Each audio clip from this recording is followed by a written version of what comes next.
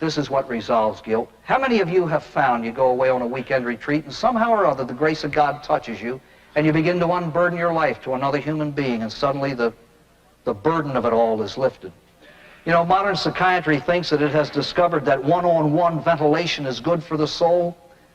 We Catholics have had it for centuries. It's called confession. The psychological value of that, apart from the spiritual business, the pure psychological value of making known your true self to another human being is absolutely invaluable. Please remember this, please. If sobriety could be gained through 10 steps, that's all there'd be. If sobriety could be had through 5 steps, that's all there'd be. Ladies and gentlemen, these things aren't here because they're nice. They're here because they're necessary. Step 5 is meant to be a once-in-a-lifetime job, to resolve your past. Austin Ripley, my friend, used to say, its value will come to you only after you have done it. But its value is great indeed. It's the most humiliating thing that can happen to anybody. So it is meant to be done once in a lifetime. I know AAs who have taken it too soon when their memories weren't straight, and have had to go over it, and they live in agony, and some of them give birth to scrupulosity, and it is nothing more than a hindrance to their progress. We were entirely ready to have God remove all our defects of character. Well, as one AA put it, my defects have character. And I believe that's true of anybody. Ladies and gentlemen, I have heard that step 5 is getting rid of the garbage. No, it's not. Your past is there and it's nailed in. You don't get rid of it, you simply commend it to the mercy of God. It's the only thing you can do with it. And then you can learn from it. You know the garbage that you have to get rid of? The present things in your life that make you less than lovable. And we have to get ready to have God remove these defects. You know the brilliance of AA, the magnificence of these 12 steps. Do you know how normal people function? They prepare and then they execute. You know how the alcoholic functions? Lots of pep and no judgment. That wonderful story they tell about an airplane going across the ocean. And the pilot came on the PA system. He said, I have 2 announcements. One's good and one's bad. He said, the bad announcement is we're lost. The good announcement is we're making excellent time. Perfect picture of the alcoholic in action. He hasn't the foggiest notion where he's going, but he's getting there quick. He is asked now that he has the I back over the E, intellect predominating over his emotions again. He's asked to use it and to function normally by preparing before he executes. Watch the psychological brilliance of AA. We admit we have a problem before we try to solve it. We enter a room and look, and we come to believe that we can get that way too. We make a decision to turn our lives over to God, then we try to do it. We take an inventory of ourselves, and then we make it known. We become ready to have God remove our defects, and then we ask Him to do it. The way normal people function. That's the way we learn to function after we get well. To become ready to have God remove our defects of character. Do you know why we have to become ready? Most of us are too attached to our defects of character. We love them. I love to nag. I love to take people's inventories. I love to hear the worst about people. I love to make quick judgments, especially when they nail somebody. Ladies and gentlemen, we're built that way. These are the things we fight against. And if they have become ingrained in a lifetime, we have to get ready to have them removed. Do you know why? When we humbly ask, he will try. And sometimes it's very difficult. But let me just share with you how sometimes I pray to God to remove some of the things that are unpleasant in my life. Let's take the universal human ailment of impatience. I suffer from it tremendously. Do you know how God handles the alcoholism of the alcoholic? God gives the alcoholic the power to not drink. Then he gives them the steps to exercise that power. God gives the strength, the alcoholic does the footwork. God doesn't make you sober. He gives you the strength to be sober by exercising the steps. Do you know how he removes the shortcomings of anyone? He gives us the strength and then the opportunities to exercise that strength. Usually we don't see the opportunities when they hit us right in the face. Let's take impatience. I don't even think about being impatient when I'm impatient until it hurts somebody. And then, why did I say that? Why did I do that? Dear God, please make me more patient. And somehow or other, and I'm not joking, somehow or other, I just believe that God will do it. He'll just make me patient. But he doesn't. He'll give me the strength to be patient, and then he'll give me a whole lot of opportunities through the day to exercise it. Have you ever been to an AA meeting? I've been to plenty of them this way. A fellow tears and he said, what a day. Boy, do I need a meeting.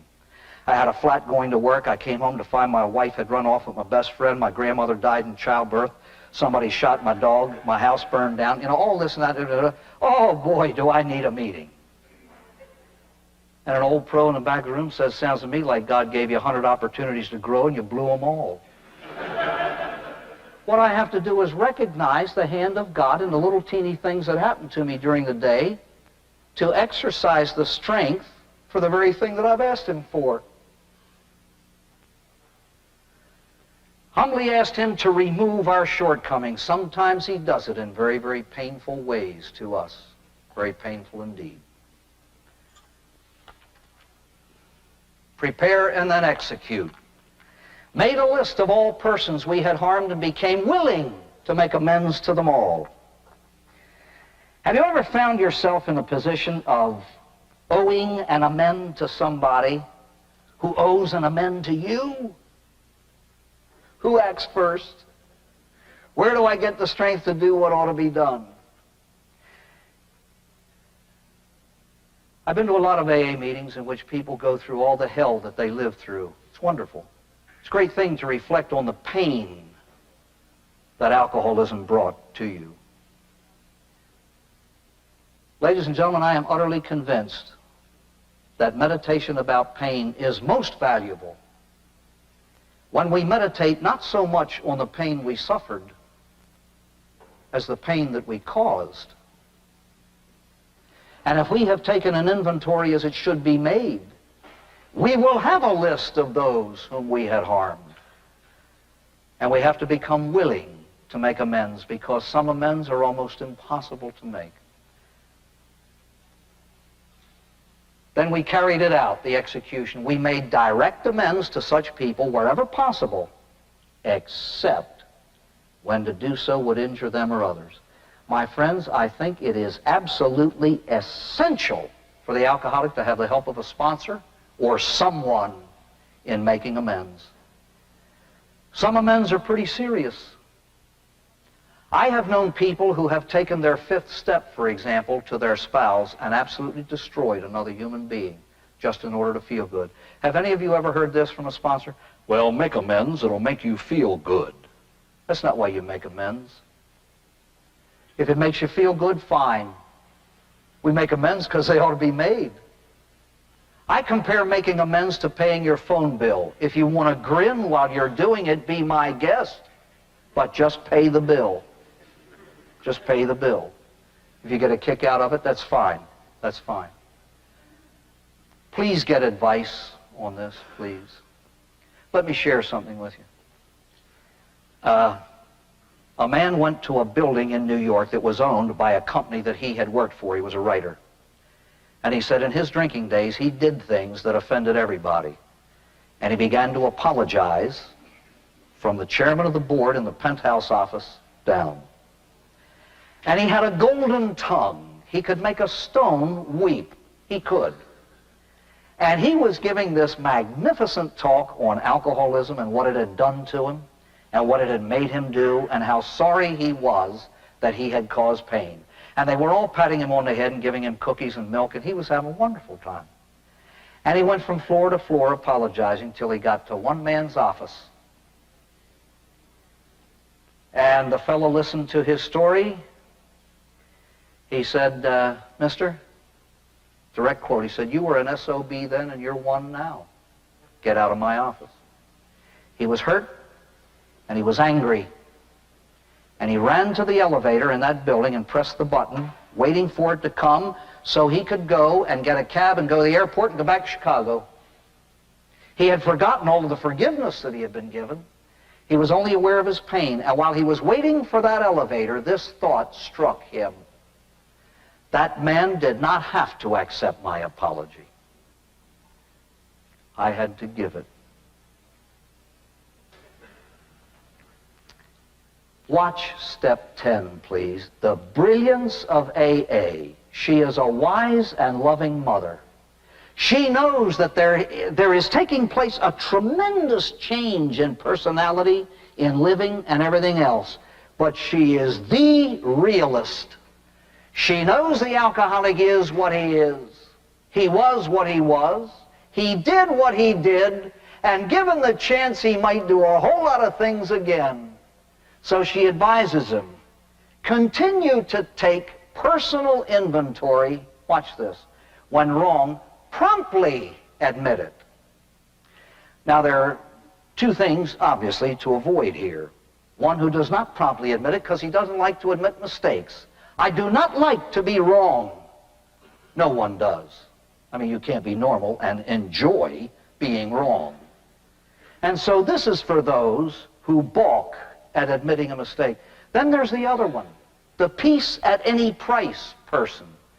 And I half fit that category. Oh, I'm sorry, my nose got in the way of your fist. You know,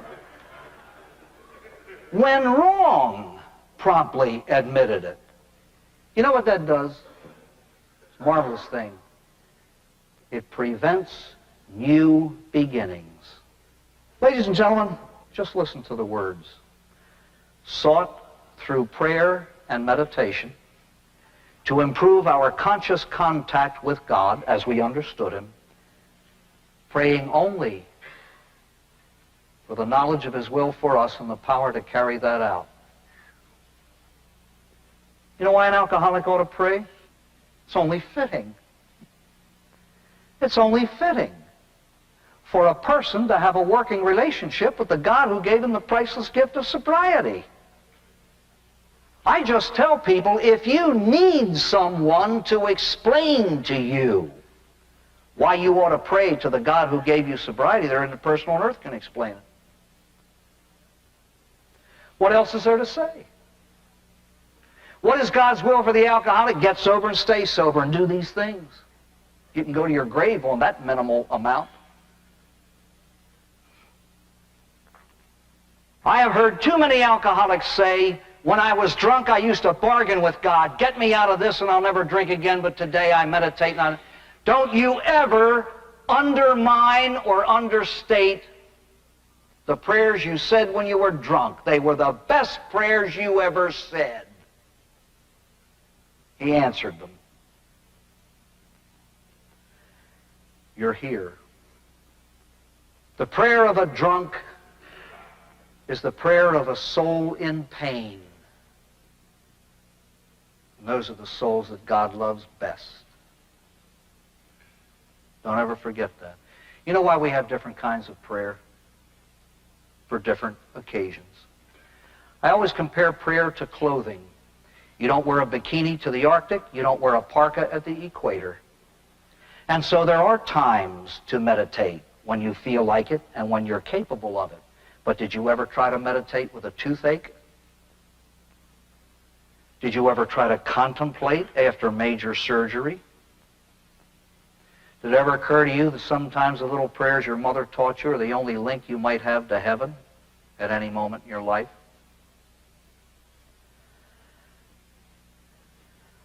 Now we come to AA's crowning glory. It's the only therapy on earth, I believe, that has, up until its time, had a 12th step, a command to share with others.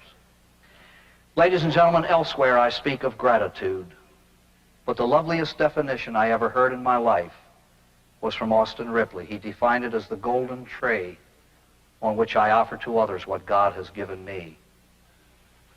Gratitude is the hinge on which the sober life swings. I've heard it said, if you do this, you'll get drunk. If you do that, you'll get drunk. If you do the other thing, you'll get drunk. I know people who do quite a few things and don't get drunk.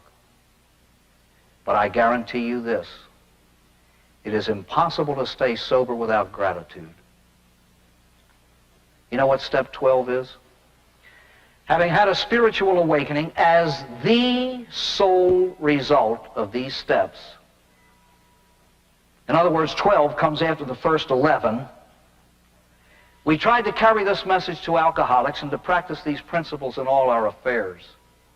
Bill Wilson was the man who dreamed the impossible dream until he reached the unreachable star. And when he stood on that mountain, with his full humanity restored, free from alcohol, he was a man again, a creature composed in the image of God, and he possessed, within the confines of that magnificent heart of his, this priceless jewel that men and women had been looking for centuries, sobriety. Sobriety. But godlike now, he couldn't keep it to himself, and he had to do what God did when he created. Goodness tends to diffuse itself, and so he shared it with others. You know what step 12 is? Gratitude in action. Don't tell me how grateful you are, show me. And if you are grateful, you won't have to tell me because I'll see it. You know what the 12th step is? It's called walking the walk instead of talking the talk. The film Patton opened with the words, "No one ever won a war by dying for his country. We win wars by making someone else die for his country." And what I heard there was this: no alcoholic ever won the war against this disease by dying for it. We win the war against alcoholism by trying to help some other poor alcoholic live. And the steps that I have seen never say. We tried to carry this message to alcoholics who picked up the telephone, called the central office, and asked us to. Dr. Bob did not call Bill Wilson. Bill, the sober alcoholic, called him. And that's why AA rooms are filled, because people have obeyed this command. Practice these principles in all our affairs. You can't be honest here and dishonest there and be a sober alcoholic. These principles should permeate life. In conclusion, Dr. Bob himself summarized all of AA in 6 words. 1, 2, and 3, trust God. 4 through 11, clean house.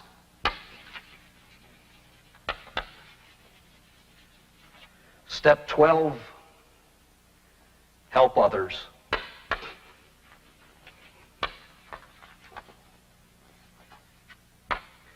Trust God, clean house, and help others. How simple can it be? And the only thing that these 2 men did was discover what good people have been doing from the beginning. These are absolute principles to live by. And anyone who lives them honestly should be inspired by Bill Wilson's best slogan. Oddly enough, I've seen it in very few treatment centers. The good is too often the enemy of the best. What are you worth? What type of sobriety are you worthy to shoot for. If God loves the alcoholic enough to get him sober, why shouldn't he seek the best? I heard one man say that the principle he functions under, since his sobriety, he wants the best, and he puts it this way: margarine covers the bread, but it ain't butter. And as he always says, I like butter, and I hope you do too. Those who conscientiously try to live these principles are able to say with conviction, my past is discharged, my present is secure, and all other things being equal, my future is assured. I remind you again that I am no spokesman for Alcoholics Anonymous. Everything I've shared with you this evening is only meant to be a highlight or two. It would take a lifetime to say what I and others feel about these things and what I have learned from men and women in AA. I have done this, however, with permission of the central office, and it has been a gigantic pleasure to do so. And now I would like to try to do something even more impossible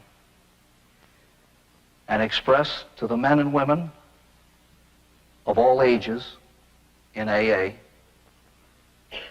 personal gratitude for what I have learned and the gratitude of a whole world. This fellowship is so powerful and so strong that it has formed the basis for helping people with other human ailments: overeating, gambling, narcotics, jumbled emotions, and a few other things. Austin Ripley used to say AA is the most powerful and finest university on earth. It is where a priest learns from plumber how to live. He was right.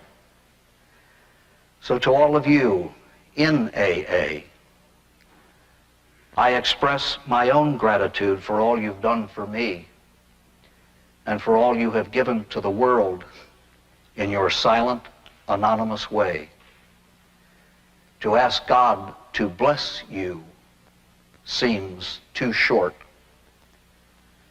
And so if you will permit me, I'll reach into my Irish heritage and wish you the blessing of the poetic Irish heart. May the road rise to meet you, and the wind be always at your back. May the sun shine warm upon your face, and the rains fall gentle upon your fields. And until we meet again, may the dear Lord hold you in the hollow of his hand. Good night.